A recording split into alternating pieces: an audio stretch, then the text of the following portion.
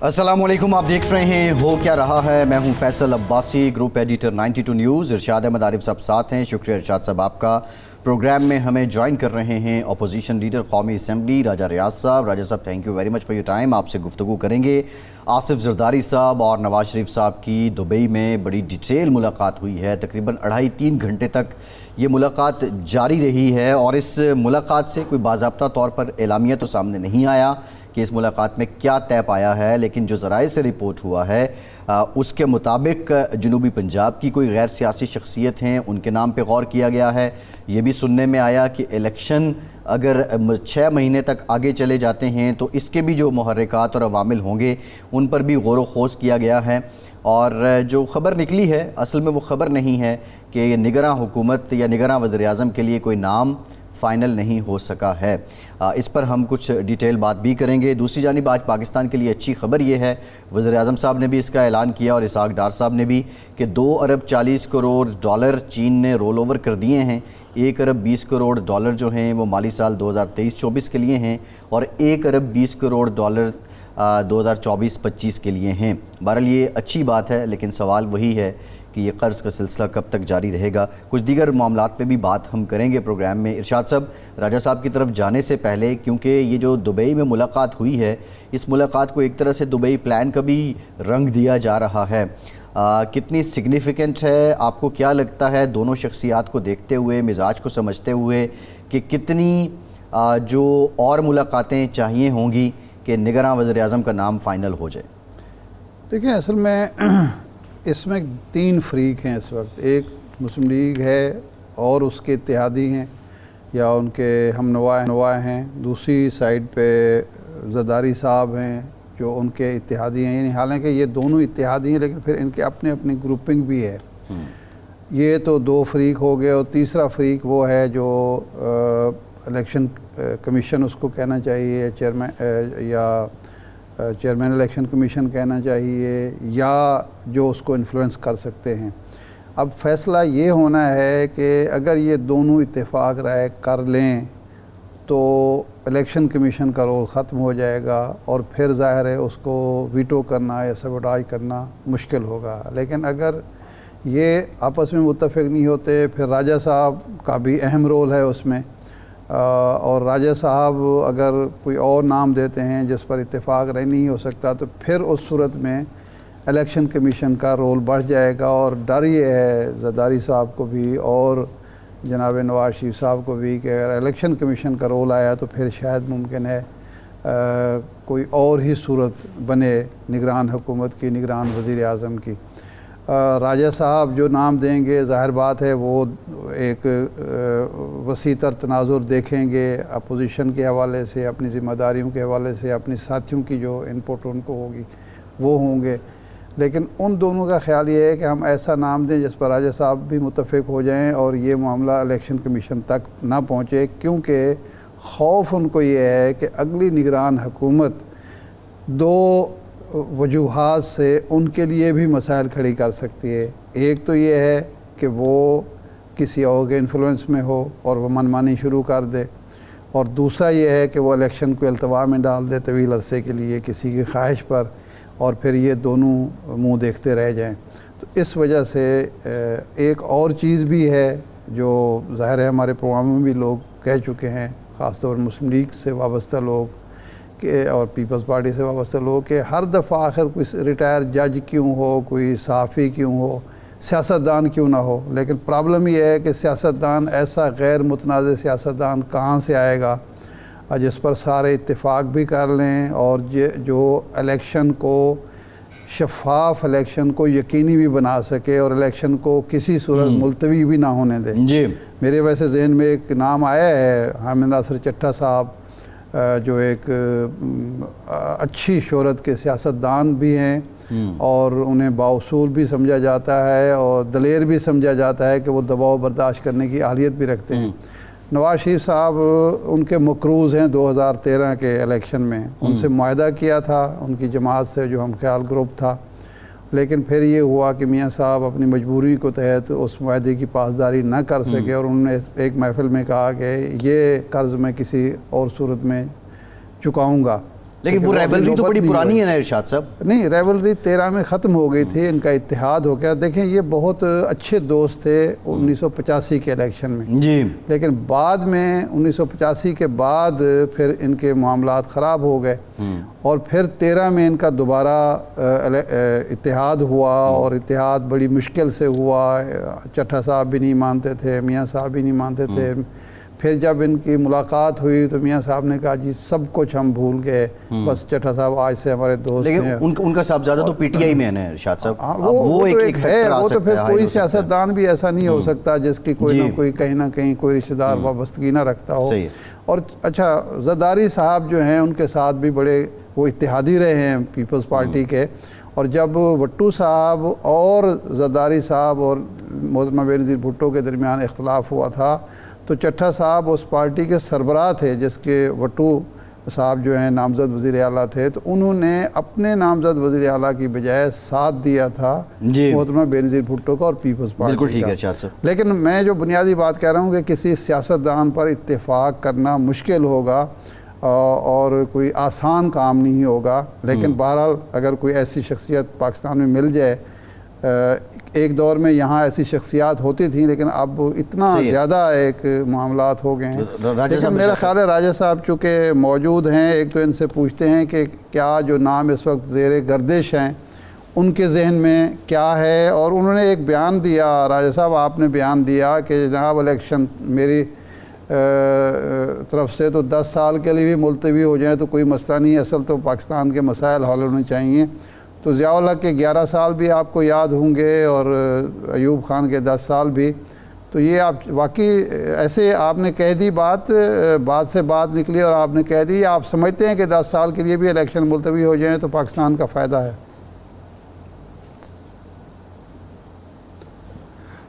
شکریہ رشاد صاحب. یہ بات اس طرح ہوئی تھی کہ میں نے یہ کہا تھا کہ پاکستان اس وقت سب سے بڑا مسئلہ ہے کہ پاکستان کو ڈیفالٹ ہونے سے بچایا جائے، پاکستان کو مضبوط کیا جائے اور پاکستان کے عوام جو آج 2 وقت کی روٹی نہیں کھا سکتے، اپنے بچوں کو کھلا سکتے، ان کے لیے سوچنا چاہیے. الیکشن بڑے ہو گئے ہیں، سیاست بڑی ہو گئی ہے. بنگلہ دیش ہم میں سے بعد بنا ادھر سے نکلا اور آج وہ ہمارے سے کتنا آگے چلا گیا ہے. اس میں کوئی ایک ذمہ دار نہیں ہے، ہم سب لوگ اس میں ذمہ دار ہیں. معاشرے کے ہر حصے کے لوگ اس میں ذمہ دار ہیں جنہوں نے آج پاکستان جس نیج پہ آ گیا ہے. اور میں ابھی بھی سمجھتا ہوں کہ پاکستان میں ابھی بھی ڈیفالٹ ہونے کے خطرات شدید ہیں. اس لیے میں نے یہ بات کی تھی کہ اگر کوئی معاشی بحران پہ کوئی قابو ہو سکتا ہو اور معاشی بہتری آ سکتی ہو، غریب کو روٹی مل سکتی ہو، وہ اپنے آسانی کے ساتھ اپنے بچوں کو سکول بھی بھیج سکے، انہیں دوائی بھی لے کے دے سکے اور روٹی بھی دے سکے، تو اگر ایسا ماحول کرنے کے لیے ہم سب کو مل کے قربانی بھی دینا پڑے پاکستان کے لیے اور پاکستان کے عوام کے لیے، اگر اس طرح سے کوئی رستہ نکلتا ہو تو اس میں کوئی حرج نہیں. یہ میں نے بات کی تھی. اچھا راج صاحب آپ کا مطلب ہے آپ کے ذہن میں ایوب خان کا دور ہے، ضیاء الحق کا ہے کہ 10 سال چلے تو تسلسل تھا پالیسیوں میں، اس لیے اس دور میں انویسٹمنٹ بھی ہوئی، خوشحالی بھی ہے، تو آپ کے ذہن میں یہی دونوں اشخاص ہیں؟ نہیں، میرے ذہن میں کوئی شخص نہیں. میں ماضی کی طرف نہیں دیکھ رہا، میں مستقبل کی طرف دیکھ رہا ہوں. اچھا، میں صرف یہ چاہتا ہوں کہ پاکستان کا غریب آدمی، آپ دیکھیں نا ارشاد صاحب، بجلی کے جو ریٹ ہو گئے ہیں، غریب آدمی یہ بل دے لے گا؟ بالکل. اس میں اس نے مکان کا کرایہ بھی دینا ہے، اس میں اس نے بچوں کو بھی سکول بھیجنا ہے، اس میں اس نے دوائی بھی لے کے دینی ہے. تو کس طرح ممکن ہے؟ گیس کا بل بھی ہے. کس طرح بیچارہ غریب آدمی آج زندگی گزار رہا ہے؟ ہم لوگ تصور بھی نہیں کر سکتے کتنی وہ مشکلات میں ہیں اور کتنی مشکلات سے ہر اپنا زندگی کا ایک دن گزار رہا ہے. تو ان کے لیے سوچنا میں سمجھتا ہوں ہر پاکستانی کا سب سے پہلے ان کے لیے سوچنا ہمارا فرض ہے. اور ان کے لیے جتنا قربانی دینی پڑے ہم سب کو مل کے پاکستان کے لیے اور ان غریبوں کے لیے قربانی دینے کے لیے ہمیں تیار رہنا چاہیے. میں سیاست بعد کی بات ہے، پہلے پاکستان ہے، پہلے پاکستان کے عوام ہیں اس کے بعد سیاست ہے, اس کے بعد جمہوریت ہے, نہیں، اس یہ کے بعد قربانی کیا ہوگی راجہ صاحب؟ راجہ صاحب یہ قربانی کیا یہی ہوگی؟ ہوگی نا 10 سال تک الیکشن نہ کریں, سیاستدان نہ آئیں, یہی ہوگی نا. کوئی قابل عمل بات تو قربانی یہ نہیں ہے کہ نہیں, میں 10 سال نہیں کہہ رہا, میں یہ کہہ رہا ہوں کہ قربانی یہ کہ اگر کوئی ایسی صورتحال بنتی ہو جس سے پاکستان معاشی طور پہ مضبوط ہو, پاکستان کے عوام غربت کی لکیر سے باہر آ سکیں, تو اگر کوئی ایسا آئیڈیا ہو, ایسی صورتحال ہو, تو اگر اس کے لیے سیاستدانوں کو قربانی دینا پڑے, پیچھے ایک سٹیپ ہونا پڑے, تو اس میں میرے خیال میں کوئی حرج نہیں. یہ اس سوچ کے تحت میں نے یہ بات کی تھی, اور میں ابھی بھی سمجھتا ہوں کہ ہمیں سب سے پہلے پاکستان اور پاکستان کے جو لوگ آج مشکل میں زندگی گزار رہے ہیں, ہمیں ان کے لیے سوچنا نہیں, یہ انفرادی سوچ ہے راجہ صاحب آپ کی, یا کہیں اور بھی یہ سوچ پائی جاتی ہے؟ نہیں, یہ میری اپنی سوچ ہے, یہ میرا اپنا خیال ہے کہ ہمیں مل کے سب کو یہ لڑائیاں جو کچھ ہم نے آپس میں معاشرے میں اتنا کھچاؤ پیدا کر دیا ہے, اتنے دوریاں پیدا کر دی ہیں, ان کو ختم کرنا چاہیے. میڈیا بھی اس میں اپنا رول ادا کرے, اس میں باقی سٹیک ہولڈرز بھی اپنا رول ادا کریں اور پاکستان کو مضبوط کریں. یہ میری سیاست کے علاوہ ایک پاکستانی ہونے کے ناطے ایک سوچ ہے کہ ہم پاکستان کو اور پاکستان کے عوام کی بہتری کے لیے کچھ جو قربانی دینی پڑے ہمیں سب کو دینی چاہیے, اور پاکستان کو مضبوط کرنا چاہیے اور پاکستان کے عوام کو مضبوط کرنا چاہیے.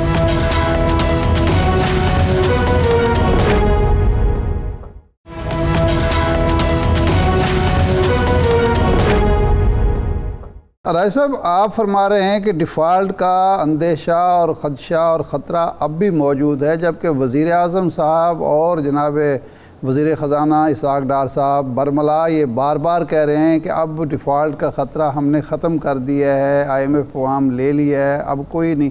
تو آپ کی جو آپ بات کر رہے ہیں, اس کی کیا, اس کے پیچھے محرکات کیا ہیں, لاجک کیا ہے کہ آپ کیسے خطرہ محسوس کر رہے ہیں ڈیفالٹ کا؟ جی, میں ارشاد صاحب عرض کرتا ہوں کہ یہ دیکھیں ابھی بجلی کے ریٹ بڑے ہیں, اگر کل وزیر اعظم نگران جو آتا ہے اگر وہ صحیح طریقے سے اس کو نہ چلا سکا, اسی لیے میں نے ساتھ یہ بھی, آپ نے شاید سنا نہیں, آپ نے انٹرویو میں یہ بات کہی تھی کہ اگر نگران وزیر اعظم کوئی معاشی جس کو عبور ہے معاشی ہو تو وہ زیادہ بہتر ہے, تاکہ جو ہم نے معاہدہ کیا ہے, جو ہم نے سارے معاملات طے کیے ہیں, جو ہم نے ان کے ساتھ ایگریمنٹ کیے ہیں, ان پر عمل ہو سکے. اگر ارشاد صاحب 3-4 مہینے ہم نے ان ایگریمنٹس پہ عمل نہ کیا تو پھر ہم ایک شدید بحران میں چلے جائیں گے. اس لیے اس وقت ملک کو میں سمجھتا ہوں کہ معاشیات پہ جس بندے کو بہت تجربہ ہو, بہت ایکسپیرینس ہو, اس وقت نگران وزیر اعظم کے لیے میں تو اپنے ناموں میں بھی اس کو ریکمینڈ کروں گا, اور میری خواہش یہ ہے, میری یہ کوشش ہوگی کہ معاشیات پر جس کو عبور ہو, جو بہت زیادہ سمجھ رکھتا ہو, جو جس سے تجربہ بھی ہو, اور جس حالت میں ملک ملے 3 مہینے کے بعد وہ اس ملک کو کم از کم جس حالت میں اسے ملے اسی حالت میں کھڑا ہو, یہ نہ ہو کہ بہت نیچے چلا جائے. اگر اوپر لے کے جائے, راجہ صاحب یہ آپ کے ذہن میں لے کے جائے تو بہت اچھی بات ہے. راجہ صاحب آپ کے ذہن میں حفیظ شیخ صاحب یا باقر رضا صاحب تو نہیں ہیں, رضا باقر صاحب؟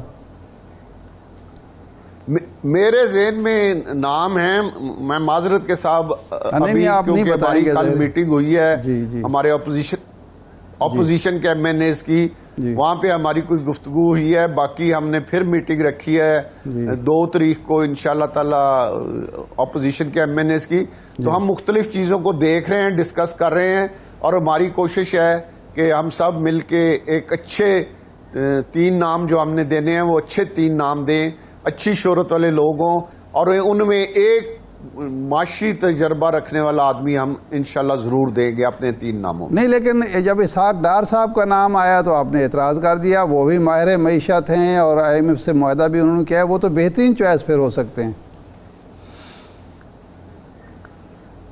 نہیں, وہ بہترین چوائس ہے, ان کا تجربہ بھی ہے, انہوں نے پہلے بھی ملک کو مشکلات سے نکالا ہے, اب بھی یہ IMF انہوں نے کیا ہے بڑے مشکل جس حالت میں اس کو کر گیا تھا, یہ کوئی آسان کام نہیں تھا. اس میں وزیر اعظم صاحب نے اور اسحاق ڈار صاحب نے اور بہت سے لوگوں نے بڑا اہم رول ادا کیا, اس میں کوئی شک نہیں.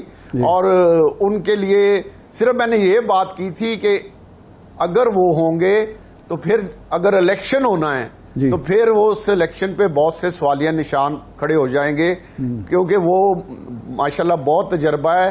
لیکن اس کے ساتھ ساتھ وہ مسلم لیگ نون کے عہدیدار بھی ہیں, مسلم لیگ نون کے وزیر ہیں, تو اس پر میڈیا بھی, باقی سارے جو سٹیک ہولڈرز ہیں وہ اس پر کافی زیادہ نکتہ چینی کریں گے. اس چیز کو دیکھنا پڑے گا. نہیں لیکن راج صاحب آپ راج صاحب آپ نے یہ کہا کہ اسحاق ڈار کا مطلب یہ ہے, ایک تو شور مچے گا, اس کو الیکشن کی شفافیت پر سوال اٹھے گا, لیکن آپ نے کہا اس کا مطلب ہے 2 سال الیکشن نہیں ہوں گے. تو اس کا مطلب ہے اسحاق ڈار صاحب کا جو نام پیش کر رہے ہیں وہ 2 سال الیکشن نہیں چاہتے پاکستان میں. اگر ان کا نام آتا ہے تو پھر الیکشن جو مجھے نظر آ رہا ہے پھر وہ 90 دن میں نہیں ہوں گے. یہ میں نے بات کی تھی اور میں اب بھی آپ کو عرض کر رہا ہوں کہ اگر وہ آتے ہیں تو پھر 90 دن میں الیکشن مشکل ہوں گے.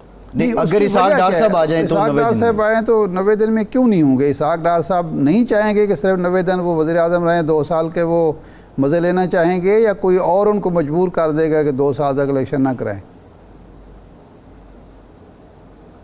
نہیں, دیکھیں نا کہ وہ آپ کو پتا ہے کہ مسلم لیگ نون سے ہیں, ابھی وہ سینیٹر بھی ہیں, تو اس کے ساتھ ساتھ وزیر خزانہ بھی ہیں. تو اس لیے ارشاد صاحب 3 مہینے کے لیے وہ یہ عہدہ میرا خیال ہے وہ قبول نہیں کریں گے. نہیں, اگر وہ کر لیتے ہیں راجہ صاحب, رائے ہے. جی راجہ صاحب آپ کہہ رہے ہیں کہ حکومت کی یا ان کی رائے کیا ہے, جی حکومت کی یا ان کی رائے کیا ہے یہ میں نہیں جانتا. میرا ابھی حکومت کے کسی آدمی سے کسی قسم کا کوئی رابطہ نہیں ہوا. یہ میری اپنی ایک رائے ہے کہ وہ اپنا 3 مہینے بعد پھر وہ اگر مسلم لیگ نون کی حکومت آتی ہے وہ ظاہر ہے پھر بڑے اہم عہدے پہ ہوں گے اور سینیٹر بھی ہو ہیں. تو اس لیے مجھے یہ لگتا نہیں کہ 3 مہینے کیوں نہیں, اگر وہ آ جاتے ہیں تو 3 مہینے الیکشن کیوں نہیں ہوں گے؟ کیا وہ یہ چاہتے ہیں کہ اس سے پہلے ان کی جو پارٹی کے قائد ہیں نواز شریف صاحب وہ اہل ہو جائیں, جو مریم صاحبہ بات کرتی رہیں کہ جب ترازو کے پلڑے برابر ہوں گے تب الیکشن ہوں گے, یا پھر کوئی اور وجہ ہو سکتی ہے؟ کوئی تو آپ کی سوچ آئی ہوگی نا, کوئی وجہ بھی آئی ہوگی اس کے ساتھ کہ اس وجہ سے 3 مہینے میں الیکشن نہیں ہوں گے. نہیں, میری صرف یہ سوچ ہے کہ اسحاق ڈار صاحب 3 مہینے کے لیے خود نہیں بنیں گے. میں یہ سمجھتا ہوں کہ وہ 3 مہینے کے لیے جو ان کے پاس, انہوں نے 3 مہینوں کے بعد انہیں ایک اچھا پورٹ فولیو مل جانا ہے, ابھی وہ سینیٹر ہیں, تو 3 مہینے کے لیے آپ مجھے کہیں کہ آپ 3 مہینے کے لیے بن جائیں تو میں نہیں بنوں گا, کیونکہ میں آگے الیکشن لڑوں گا. آگے 3 مہینے کے لیے کون اپنا 5 سال کا کیریئر خراب کرتا ہے؟ راجہ صاحب 3 مہینے وزیر اعظم بننا اور 5 سال وزیر رہنا ہے, اس میں بڑا فرق ہے. وزیر اعظم بننا بھی تو بذات خود اعزاز کی بات ہے. نہیں, میں نہیں سمجھتا. کوئی بھی بندہ, بہت سے لوگ اس سوچ کے مالک ہیں کہ انہیں اگر کہا جائے کہ 3 مہینے کے لیے آپ وزیر اعظم بنے اور اگلا الیکشن نہ لڑیں تو وہ شاید اس کو, بہت سے سیاستدان آپ کو مل جائیں گے بڑی بھاری اکثریت میں جو اس کو قبول نہیں کریں گے. وہ کہیں گے نہیں جی ہم نے تو الیکشن لڑنا ہے. یہ فرمائیں, کئی لوگوں سے بات ہوئی ہے, انہوں نے کہا نہیں جی نہیں ہم نے 3 مہینے کے لیے نہیں. اور دوسرا یہ کوئی 3 مہینے ملک کو چلانا کوئی آسان کام تو نہیں ہے, یہ کوئی بچوں کا کھیل تو نہیں ہے. یہ کوئی وزیر اعظم, آج کل پاکستان کا وزیر اعظم بننا کوئی آسان کام نہیں ہے ارشاد صاحب, بڑا مشکل کام ہے. اور اس کو باہر سے بڑا ساتھ, اچھا راجہ صاحب ابھی آپ نے کہا ذمہ داری ڈلتی ہے, راجہ صاحب اس کو رات کو نیند نہیں آتی. راجہ صاحب آپ نے یہ کہا کہ جو صورتحال ہے اگر اسحاق ڈار صاحب بنتے ہیں تو سٹیک ہولڈر بھی نہیں مانیں گے, تو آپ پی ٹی آئی کو بھی سٹیک ہولڈر سمجھتے ہیں, اور کیا وہ اگلے الیکشن میں حصہ لے پائے گی یا پابندی کا شکار ہوگی؟ دیکھیں جی اس میں 2 چیزیں ہیں ارشاد صاحب. ویسے تو میں کسی پارٹی کے پر پابندی کے خلاف ہوں, میں نہیں سمجھتا کہ یہ ہونا چاہیے, سب کو اجازت ہونی چاہیے. لیکن انہوں نے جو کام کیا ہے اس میں انہوں نے ایک کام جس پر مجھے شدید اعتراض ہے, دکھ بھی ہے, غم بھی ہے, کہ انہوں نے ہمارے جو شہید ہیں ان کے جو مجسمے جلائے ہیں ان کو توڑا ہے. باقی چیزیں تو بن جائیں گی, ان کی جو بے حرمتی ہوئی ہے اور ان کے جو لواحقین ہیں ان کے جو دل دکھے ہیں اس پر میں سمجھتا ہوں کہ ان کے خلاف سخت سے سخت ایکشن ہونا چاہیے. صحیح. یہ قابل معافی نہیں ہے ارشاد صاحب, جنہوں نے ہمارے لیے اپنی زندگیاں ختم کی, ہمارے لیے وہ آج قبروں میں ہیں, شہید ہوئے ہیں, ان کے لواحقین آج بھی ان کے لیے ترس رہے ہیں. ان کے لیے, ان کے ساتھ جو انہوں نے سلوک کیا ہے اس پر جتنا بھی میں سمجھتا ہوں مذمت کی جائے, جتنا بھی ان کے خلاف سخت کارروائی کی جائے, اس ایشو کی وجہ سے ان کے لیے کوئی نرم گوشہ کسی پاکستانی کے دل میں ان کے لیے کوئی نرم گوشہ نہیں ہے. راج صاحب آخری سوال ہے کہ سنا ہے کہ پی ٹی آئی پر پابندی کی تجویز کو پی پی پی نے ویٹو کیا ہے, تو آپ بھی یعنی ویٹو کرنے والوں میں شامل ہیں؟ آپ سے بھی کوئی کسی نے مشورہ کیا کہ پابندی لگنی چاہیے یا نہیں؟ نہیں, میرے ساتھ تو ابھی نہیں جی ارشاد صاحب کسی نے مشورہ کیا. میں اس کے خلاف ہوں پابندی کے, لیکن میں نے آپ کو وہ عرض کر دیا ہے کہ میرا پوائنٹ آف ویو ہے کہ جو ہمارے شہید ہیں ان کے ساتھ انہوں نے جو کیا ہے اس پہ مجھے بھی اور ہر پاکستانی کو جو محب وطن پاکستانی ہیں, یقیناً آپ کو بھی اس پر بڑا دکھ ہوگا. چلیں چیزیں, اگر کوئی دفتر جلایا وہ دوبارہ بن جائے گا, اگر کوئی کسی جگہ کوئی چیز توڑی ہے وہ دوبارہ بن جائے گا, لیکن جو ہمارے شہیدوں کے مجسمے ہیں وہ صرف مجسمے نہیں تھے, وہ ایک علامت تھی. ان علامتوں کو جو انہوں نے آگے لگائی ہیں, جو ان کو توڑا ہے, اور ان کے لواحقین پہ کیا گزری ہوگی, جو ہمارے جو سرحدوں پہ فوجی بیٹھے ہیں جو اپنی آج بھی قربانیاں دے رہے ہیں, شہادتیں قبول کر رہے ہیں ہمارے لیے کہ ہم سکھ کی نیند سوئیں, ان پہ کیا گزری ہوگی, اس کا ذرا بالکل آپ اس کو ذرا سوچ کے دیکھیں. پھر تو اس کا مطلب ہے کہ آپ کسی سیاسی جماعت پر پابندی کے حق میں نہیں ہے اگر, لیکن پی ٹی آئی پر لگ جائے تو مذائقہ بھی نہیں. پی ٹی آئی کی اس حرکت کی وجہ سے اگر ان کے خلاف ایکشن ہو بھی رہا ہے, اور میں اس معاملے میں ان کو سپورٹ کرنے کے لیے تیار نہیں. جی ٹھیک, بہت شکریہ. اپوزیشن لیڈر قومی اسمبلی ریاض صاحب, آپ کے وقت کا. ایک بریک کے بعد مسلم لیگ نون سے موقف لیں گے کہ کیا چل رہا ہے دبئی میں, کیا سوچ رہے ہیں نواز شریف صاحب. ہمارے ساتھ رہیے.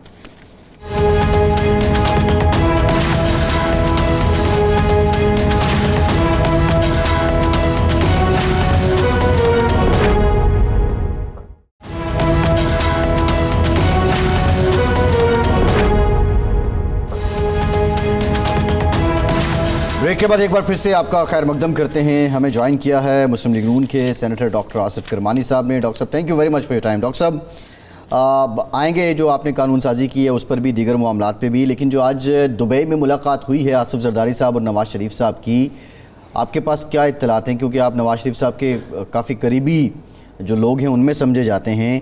کیا نگراں وزیر اعظم کوئی سیاسی شخصیت ہوگی یا غیر سیاسی شخصیت ہوں گی؟ آج کی ملاقات میں کوئی فیصلے کے قریب پہنچے ہیں دونوں قائدین؟ بسم اللہ الرحمن الرحیم. شکریہ عباسی صاحب, اور السلام علیکم جناب ارشاد احمد عارف صاحب. اچھا سر, گزارش یہ ہے, دیکھیے چونکہ دونوں ایک بڑی سیاسی جماعتوں کے سربراہان ہیں, الیکشن اب سر پر ہیں, اور کیئر ٹیکر کا سیٹ اپ کا جو ایک فیصلہ کرنا ہے نگران وزیر اعظم کا خصوصاً, تو اس کے لیے آپس میں ان جو قائدین ہیں وہ ملاقاتیں کرتے ہیں. میں اس کو ایک کوئی ایکسٹرا آرڈنری نہیں, اگر یہ کوئی ایسی ملاقات ہوئی ہے, ویسے تو میاں صاحب میری اطلاع ہے کہ ہی ہیز ریچڈ یورپ, لیکن اگر کوئی ایسی ملاقات ہوئی ہے تو ڈیفینیٹلی اس پہ سیاست پر ہی بات ہوئی ہوگی. اور چونکہ دونوں پارٹیز جو ہیں وہ میجر سٹیک ہولڈر ہیں اس سارے سسٹم میں بھی اور آنے والے الیکشن میں بھی, تو ظاہر ہے اس پر میں سمجھتا ہوں کہ اگر بات ہوئی بھی ہو اور مشاورت ہوئی ہو تو اس میں کوئی قباحت نہیں ہے. جی اچھا کرمانی صاحب, ایک اطلاع میڈیا کے ذریعے مسلسل چل رہی ہے کہ مسلم لیگ نون میں ایک مؤثر گروپ ایسا ہے جو چاہتا ہے کہ الیکشن اس سال کی بجائے اگلے سال اگر مارچ اپریل تک چلے جائیں تو زیادہ بہتر ہوگا, آپ کو وقت مل جائے گا کمپین کے لیے, میاں صاحب آ جائیں گے, میاں صاحب کو بھی ایک وقت ملے گا, مقدمات وغیرہ سے وہ فارغ ہو جائیں گے. تو ایک تو یہ ہے کہ کیا ایسی کشمکش یا ایسی ڈیبیٹ جاری ہے ایک, اور آپ کی ذاتی رائے کیا ہے کہ الیکشن وقت پر اکتوبر نومبر میں ہو جانے چاہیے یا 6-7 مہینے 8 مہینے کا ڈیلے برداشت کر لینا چاہیے؟ جناب محترم ارشاد عارف صاحب, اس میں گزارش یہ ہے کہ ہر پارٹی میں آپ کو پتہ ہے مختلف آراء ہوتی ہیں اور جیسے کچھ لوگ پارٹی میں یہ چاہتے ہیں کہ جی یہ 3 مہینے کے لیے کیئر ٹیکر سیٹ اپ آ جائے، خصوصاً کچھ وزراء ہیں جن کا خیال ہے کہ ان کو پچھلے 14 ماہ 15 ماہ میں وقت نہیں دے سکے وہ اپنے حلقے کے عوام کو اور اپنی وزارتی مصروفیات میں وہ بزی رہے، تو ظاہر ہے ہو سکتا ہے، لیکن جہاں تک آپ نے میری ذاتی رائے پوچھی ہے، میں سمجھتا ہوں کہ ہم نے پہلے بھی ایک غلطی کی ہے سر، کہ جب ووٹ آف نو کانفیڈنس ہو گیا تھا اور اس کے بعد ہمیں فوراً الیکشن میں جانا چاہیے تھا۔ میری یہ ذاتی رائے تب بھی تھی اور میاں صاحب بھی یہی چاہتے تھے اس وقت الیکشن میں جانا، لیکن پھر ملکی حالات کے باعث اور جو ایک خطرہ سر پر تلوار لٹک رہی تھی ڈیفالٹ کی اور ریاست بچانے کے لیے پھر ہمیں اپنا بھی ووٹ بینک مجروح ہوا ہمارا، تو وہ تو ایک پہلے بھی ہم ایک اس کا نتائج اب بھگت رہے ہیں۔ تو میں سمجھتا ہوں کہ الیکشنز کو ٹائم پر ہونا چاہیے، چونکہ اگر دیکھیے آئین ایک موجود ہے اور آلریڈی اس ملک میں محترم ارشاد صاحب آئین کی متعدد مرتبہ خلاف ورزیاں ہوئی ہیں، تو آئی ڈونٹ تھنک سو کہ اس کی مزید نہیں ہونی چاہیے، اور نومبر تک کا بڑا ٹائم ہوتا ہے جی، 3 مہینے، اور ویسے بھی آپ جانتے ہیں ماشاءاللہ آپ بہت زیرک اور سیزنڈ، آپ نے بڑے ادوار دیکھے ہیں کہ جو الیکشن کی جو کیمپین ہوتی ہے، الیکشن فیور ہوتا ہے، یہ وہ مہینہ 1.5 مہینہ ہی ہوتا ہے، اسی میں لوگوں نے فیصلہ کرنا ہوتا ہے، مائنڈ میک اپ کرنا ہوتا ہے، تو میں سمجھتا ہوں کہ الیکشن وقت پہ ہونا چاہیے، بے شک نومبر میں ہو جائے، 3 مہینے کی وہ جو کیئر ٹیکر سیٹ اپ ہے اس کے بعد ہو جائے، لیکن اس سے جو ڈریگ اگر ہوگا تو میں نہیں سمجھتا کہ اس کا کوئی اتنا فائدہ ہوگا جی۔ صحیح۔ اچھا، ابھی راجہ ریاض صاحب ہمارے پروگرام میں تھے، وہ یہ کہہ رہے تھے کہ ایک تو ڈیفالٹ کا خدشہ ابھی بھی موجود ہے، ملک ڈیفالٹ کر سکتا ہے، اس لیے ان کی رائے یہ تھی کہ جی نگران حکومت اور نگران وزیر اعظم جو ہیں وہ ٹیکنوکریٹ ماہرین معیشت پر مشتمل ہو تو زیادہ بہتر ہوگا، جبکہ ہمارے پروگرام میں بھی آپ کے دوست، آپ کے اتحادی یہ کہہ رہے ہیں کہ اب سیاستدان کسی کو موقع ملنا چاہیے، تو آپ کے خیال میں یا پارٹی میں غالب رائے کس کی ہے کہ کوئی سیاستدان، غیر متنازع سیاستدان کیئر ٹیکر ہونا چاہیے یا کوئی ٹیکنوکریٹ ماہر معیشت بہتر رہے گا؟ میں یہ سمجھتا ہوں محترم ارشاد صاحب کہ پاکستان میں جو پولیٹیکل پولرائزیشن ہے وہ بہت ڈیپ ہو چکی ہے اور بہت اس وقت ایک نفرت کی بنیاد پر ایک پولرائزیشن کی وجہ سے سوسائٹی ہماری ایک تقسیم ہو چکی ہے، اور میں لیکن سمجھتا ہوں کہ یہ میری ذاتی رائے ہے، ہو سکتا ہے پارٹی کی کوئی اور اس پہ اوپینین ہو، لیکن ابھی تک میں سمجھتا ہوں جو پارٹی میں بھی کافی لوگوں کی یہ رائے ہے کہ معیشت کو جو سمجھنے والا شخص ہو اور ایک کوئی غیر متنازع شخص ہو، ایسا شخص ہو جس کے بارے میں کوئی انگلی نہ اٹھا سکے، جس کی پولیٹیکل ایفیلیشنز اتنی کوئی ڈیپ روٹڈ اسٹرانگ نہ ہوں، ویسے تو ہر ایک کی ہوتی ہیں ہر ایک کا، لیکن آبویس چیزیں نہ ہوں، تاکہ کل کو الیکشن پر یا الیکشن پروسیس پر کوئی انگلی نہ اٹھائے، کوئی اعتراض نہ کرے۔ تو میں ذاتی طور پر تو سمجھتا ہوں کہ 25 کروڑ عوام میں اور اس میں جتنے لٹریسی ہے ریٹ، اس میں کوئی آپ کو ماہر معیشت ہیں آپ کے ارد گرد، آپ دیکھیے جو سینسیبل لوگ ہیں، اور پھر دیکھیے نا ڈیفالٹ کی جہاں تک بات ہے محترم ارشاد صاحب کہ ابھی تو ظاہر آئیڈیل سچویشن نہیں ہے، لیکن اب ظاہر ہم نے ساری عمر تو اس ڈیفالٹ کی تلوار کے نیچے نہیں زندہ رہنا، نہ ہی ہم نے ساری عمر IMF کی اس کے کشکول پر زندگی گزارنی ہے، تو we must move on, we must move forward, اور ہمیں اب اپنے ہاؤس کو ان آرڈر کرنا چاہیے اور بڑے سیریسلی ہمیں اپنے معاملات کو ہینڈل کرنا، اور میں سمجھتا ہوں اس کے لیے آپ کو ایک ماہر معیشت ایسا ضرور چاہیے جو کہ اچھا ایڈمنسٹریٹر بھی ہو، اس میں کیپیسٹی بھی ہو کیئر ٹیکر بننے کی، اور معیشت کی بھی سوجھ بوجھ رکھتا ہو۔ جی تو ڈاکٹر صاحب، اسحاق ڈار صاحب کا نام جو جو سامنے آیا، دیا تو نہیں گیا، کیا واقعی مسلم لیگ نون میں سنجیدگی پائی جاتی ہے کہ اسحاق ڈار صاحب جیسی شخصیت ہیں وہ موجودہ حالات میں زیادہ بہتر ملک سنبھال لیں گی؟ نمبر 1، اور اگر ڈار صاحب وزیر اعظم بن بھی جاتے ہیں تو جو الیکشن ہے اس پہ کیا اثرات ہوں گے؟ کیا وہ پیشگی طور پہ ایک متنازعہ نہیں ہو جائے گا؟ میں اس میں یہ سمجھتا ہوں جی کہ میں نے کل پرسوں بھی یہ بات کی ہے کہیں کہ دیکھیے ڈار صاحب جو ہیں وہ ایک ماہر معیشت ہیں, انہوں نے ماضی میں بھی پاکستان کو مشکلات سے نکالا ہے, اور اب حال میں بھی میں جہاں ڈار صاحب کی بات کرتا ہوں, میں مفتاح اسماعیل کو بھی کریڈٹ دوں گا کہ اس نے بھی ایک سنسیئر ایفرٹس کی, اور اس کے بعد ڈار صاحب نے آ کے ایک بیٹر پوزیشن میں ان سے IMF سے گفتگو کر کے اور اللہ کے فضل و کرم سے ایک ڈیفالٹ کے خطرے سے ہمیں بچا لیا ہے. لیکن میں سمجھتا ہوں کہ یہ خطرہ ابھی ٹلا نہیں, جیسے میں نے پہلے عرض کیا.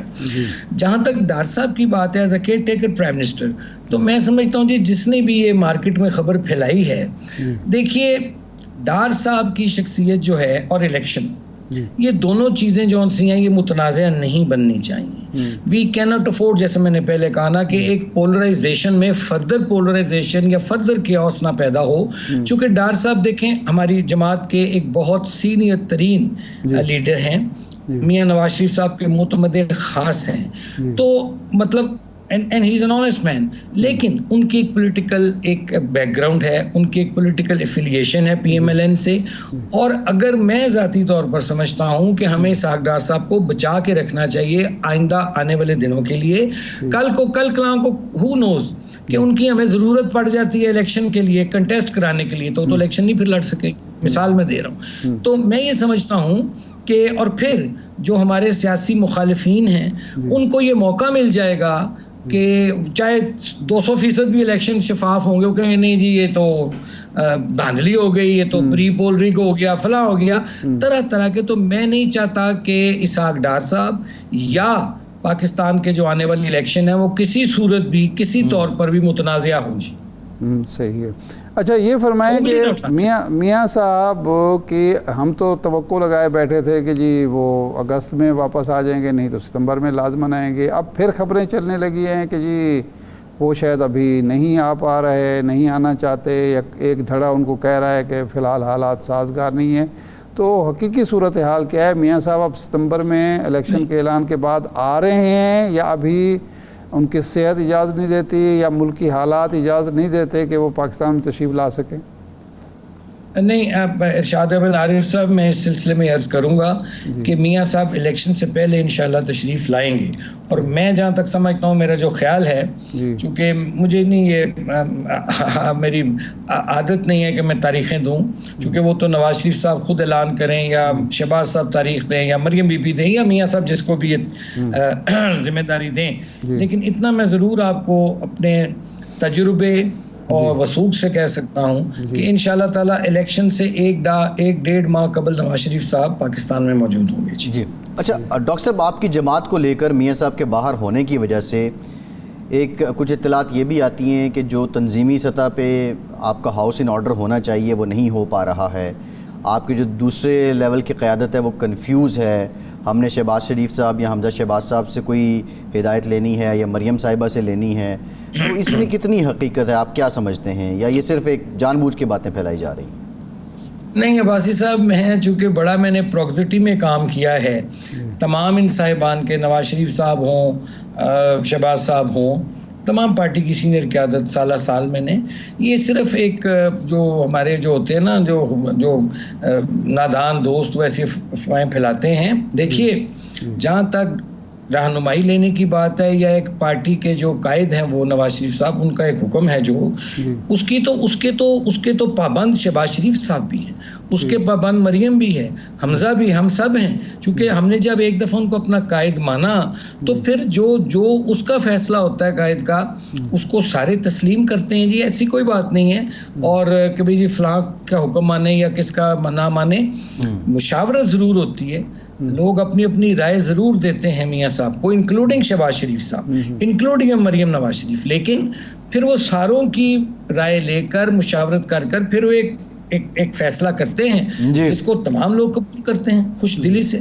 صحیح ہے. اچھا ایک گفتگو فرمائی خواجہ آصف صاحب نے, وزیر دفاع نے, PTI کی خواتین کے حوالے سے, جس پر کچھ شور مچا. آج ان سے مطالبہ ہوا کہ آپ معذرت کریں, معافی مانگیں. انہوں نے کہا کہ میں اپنے الفاظ پر قائم ہوں اور میں بالکل یہی جو کچھ میں نے کہا ہے وہی درست ہے. آپ کے اتحادیوں نے بھی سینٹ میں, کامران مرزا صاحب کا میں دیکھ رہا تھا, کچھ اور لوگوں کا دیکھ رہا تھا.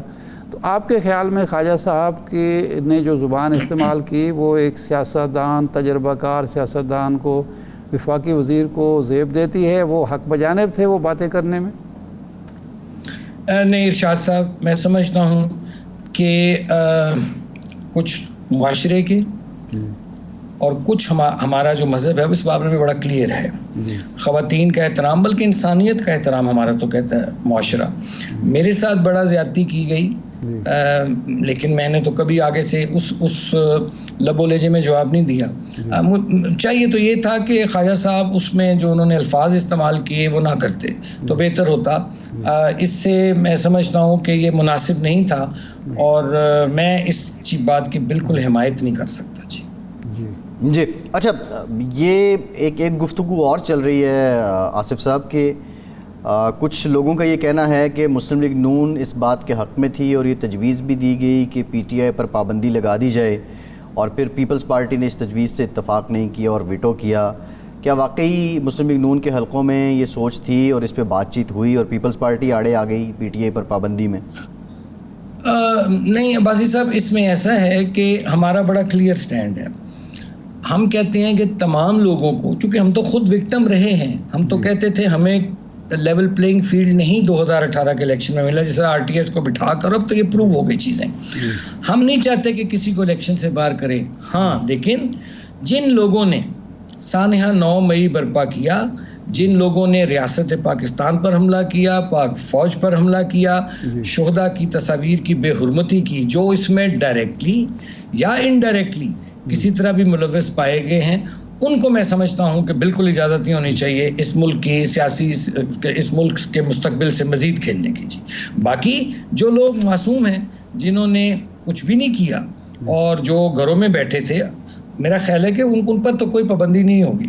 I don't think so. لیکن جو لوگ جنہوں نے یہ جرم کیے ہیں، جرائم کیے ہیں، یہ میں سمجھتا ہوں جنگی جرائم سے بھی زیادہ جرم کیے انہوں نے. تو میں سمجھتا ہوں کہ ایسے لوگ جو اس سانحہ میں براہ راست یا انڈائریکٹلی ملوث ہیں، ان کو تو قانون کا سامنا کرنا چاہیے الیکشن کی بجائے. جی بالکل ٹھیک. بہت شکریہ سینیٹر ڈاکٹر آصف کرمل. آپ کے وقت کا ایک بریک کے بعد دوبارہ حاضر ہوتے ہیں.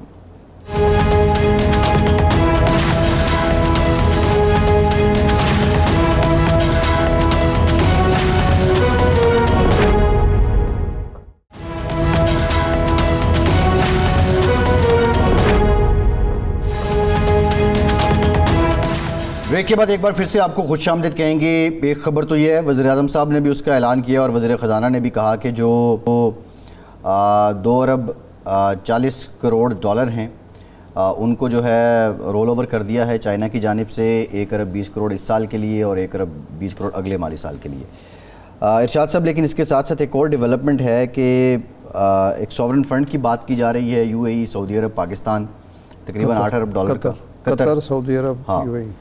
تو یہ 8 ارب ڈالر کا، اور پھر یہ پاکستان میں سرمایہ کاری ہوگی.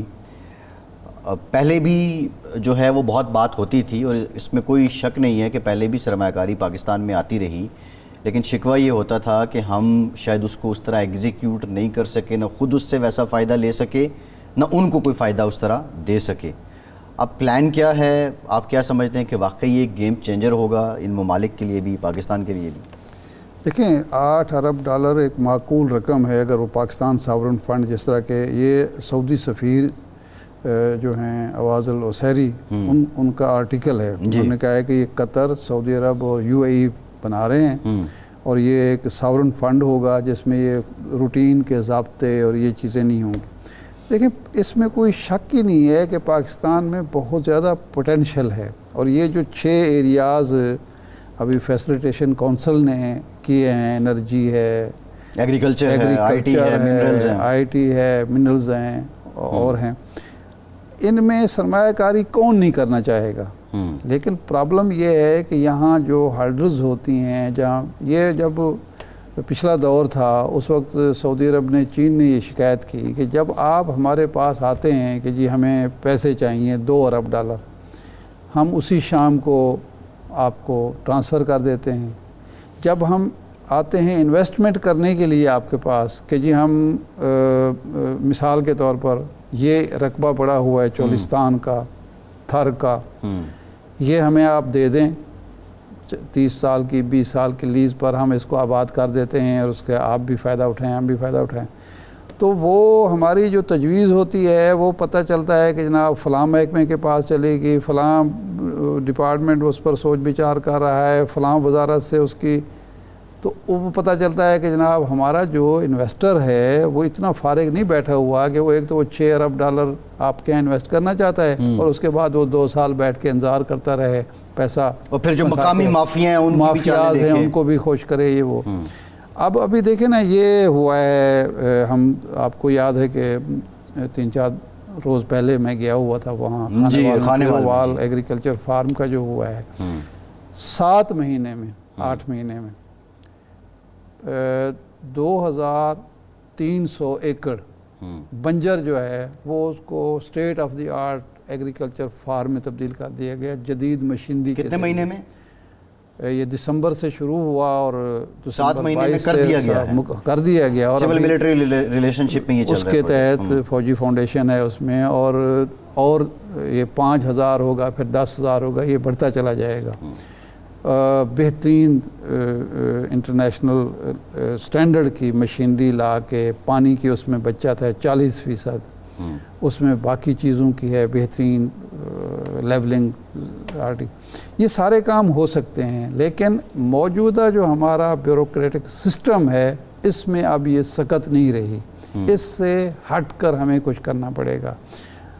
پچھلے دور میں وہ ریفائنری کے لیے کرنا چاہتے تھے, وہ بنتے بنتے حکومت چلی گئی, وہ ریفائنری کی عملی شکل اختیار نہیں کر سکی. آج پھر وزیر اعظم صاحب گوادر گئے ہوئے تھے, پھر قوم کو خوشخبری سنا رہے تھے.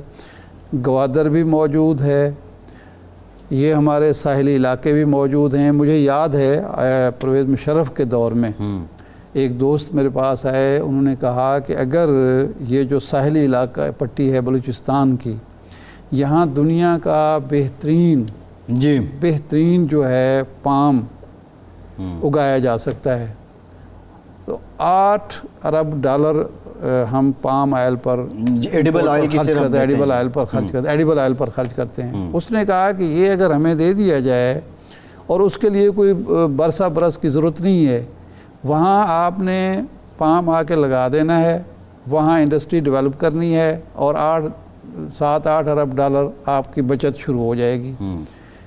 ہم ابھی تک کچھ بھی نہیں ہوا. ارشاد صاحب میرا دیکھیں یہ تو ریفرنسز ہیں, میرا جو سوال آپ نے اٹھایا ہے نہیں, اب یہی ہے کہ یہ $8 ارب جو ہیں یہ صرف فنڈ قائم کرنا کافی نہیں ہے. وہ تو کہہ رہے ہیں اس کے قوانین علیحدہ ہوں گے, قوانین علیحدہ بنائیں. یہ ہم نے بہت سال پہلے بھی سنا, مشرف کے دور میں بھی ہم سن رہے تھے. یہ 1 ونڈو کی جو اصطلاح ہے پہلی دفعہ میں نے ضیاء الحق کے دور میں سنی تھی. محبوب الحق صاحب نے کہا کہ 1 ونڈو ہم بنائیں گے اور یہ کریں گے. آج تک 1 ونڈو کہیں نظر آئی ہے؟ لیکن ارشاد صاحب آپ نے بیوروکریسی کا ذکر کیا ہے, جو سوال آپ نے ریز کیا ہے, دیکھیے آنیسٹ سی بات ہے, مشرف صاحب کے دور میں ہم نے دیکھا کہ ایک آفت آتی ہے زلزلہ, اور پٹواری کے ساتھ ناظم کے ساتھ کوئی لاٹھی لے کے کھڑا ہے تو ڈیلیوری ہے. یہی بیوروکریٹس تھے. عام روٹین میں کام کیوں نہیں ہوتا؟ کیا یہ سسٹم غلط ہے یا انفرادی طور پہ لوگ غلط ہیں؟ سسٹم ہی غلط ہے. انفرادی طور دیکھیں, سسٹم انسان بناتے ہیں, اگر انسان تیار نہیں ہوں گے تو سسٹم میں وہ گورکھ دھندا بنا دیں گے سسٹم کو. سسٹم ہمارا گورکھ دھندا بن چکا. بالکل ٹھیک ہے. ارشاد صاحب پروگرام کا ٹائم ختم ہو گیا, بہت شکریہ, آپ پروگرام سے اتنی اجازت دیجیے.